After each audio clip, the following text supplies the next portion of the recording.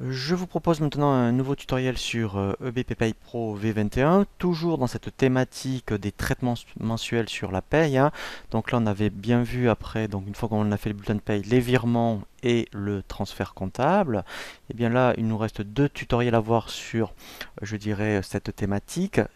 Là, on va voir tout ce qui va concerner les états de paye, notamment les états de paye que vous allez faire mensuellement. Et nous terminerons sur cette thématique par la clôture périodique. Alors, effectivement, hein, donc une fois que vous avez fait votre paye et les virements, eh bien tous les mois ou tous les trimestres, eh bien vous irez dans le menu impression et là effectivement il y a une série d'éditions qui vous est proposée par BP Pay. Alors on a vu état des paiements, ça c'est quand vous allez faire vos virements, hein. Donc là je vous invite à consulter le tutoriel sur les virements pour bien ici vérifier que tous les nets à payer sont bien pris en compte, mais également tous les RIB.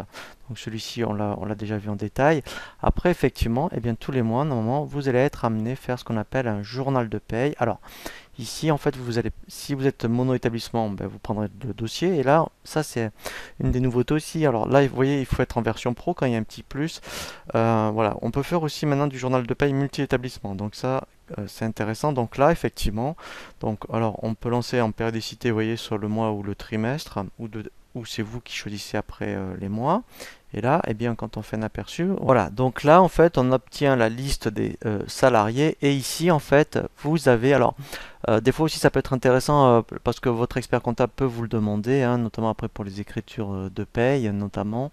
Et bien là, en fait, voilà, vous allez avoir notamment tout ce qui va concerner les bruts, la globalité de toutes les cotisations salariales, le patronal, ça en fait voilà, donc là, alors parce que le gain et le brut des fois ça peut être différent, et le net imposable et le net impayé. Donc ça c'est ce qu'on appelle un journal de paye, et à la différence, vous allez avoir donc ce qu'on appelle un livre de paye. Donc c'est dans le même esprit, alors après je vous parlerai des variables, hein, c'est vraiment très intéressant. Donc là en fait, pareil, on peut choisir la périodicité.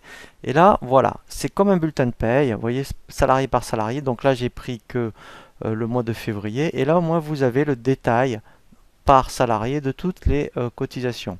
Donc après, ce qui est intéressant, c'est qu'on peut avoir après, eh bien effectivement, le cumul, vous voyez en page 2 ici. Voilà. Et là, en fait, après, voilà. Donc après, on peut avoir le global. Donc ça aussi, ça peut vous être demandé par votre expert comptable. Et vous avez ensuite, alors ça aussi, ça va vous concerner tous les mois, l'état des charges du dossier. Donc là, par organisme, eh bien, vous allez pouvoir, voilà. Vous voyez, alors là, en fait, moi, je fais aucun. Et après, vous sélectionnez. Vous voyez, donc si vous sélectionnez que l'URSSAF, tout ce qui est retraite, hein, donc les cadres et non cadres, les prévoyances, vous voyez, tout ce qui est Pôle emploi. Voilà. Et si vous avez des mutuelles ou des choses comme ça, eh bien, vous le cochez. Alors là, fisc, donc là aussi, l'intérêt, c'est d'avoir créé des organismes comme formation, construction, apprentissage, parce que, surtout pour l'écriture de paye, eh bien après, quand on fait un aperçu, eh bien là, en fait, au moins, vous allez avoir un détail par organisme. Voilà, vous voyez, des cotisations. Donc ça, c'est sûr que tous les mois, vous allez être amené à le faire. Donc ça, c'était l'état des charges périodiques. Donc après, on a ce qu'on appelle, ça vous est demandé, hein, la liste des entrées-sorties pour le registre du personnel. Voilà. Donc là, vous aurez vraiment tout le détail. Et après, voilà. Donc ça, c'est vraiment très intéressant. C'est l'état des variables. Voilà.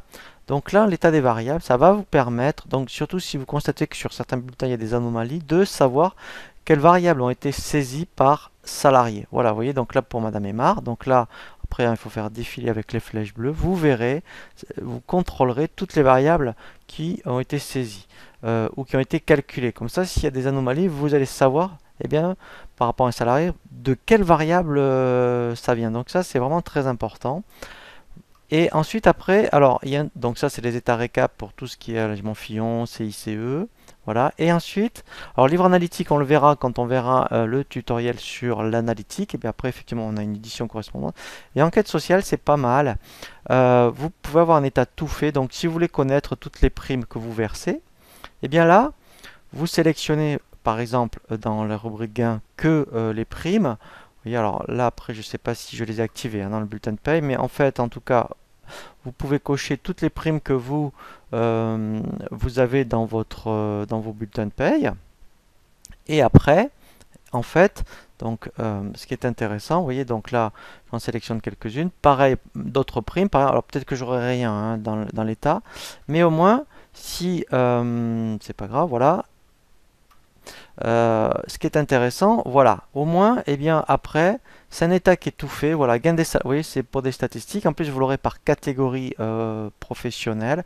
Eh bien, vous saurez, admettons, voilà, la somme mettons, des primes qui ont été versées pour chaque catégorie professionnelle. Voilà.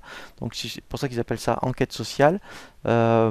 Pourquoi pas? Sincèrement, ça peut être intéressant donc d'avoir une édition de cette sorte. Voilà, donc là on a bien fait le tour hein, au niveau de tout ce qui concerne les états mensuels. On va terminer donc notre thématique sur les traitements mensuels de paye sur la clôture périodique.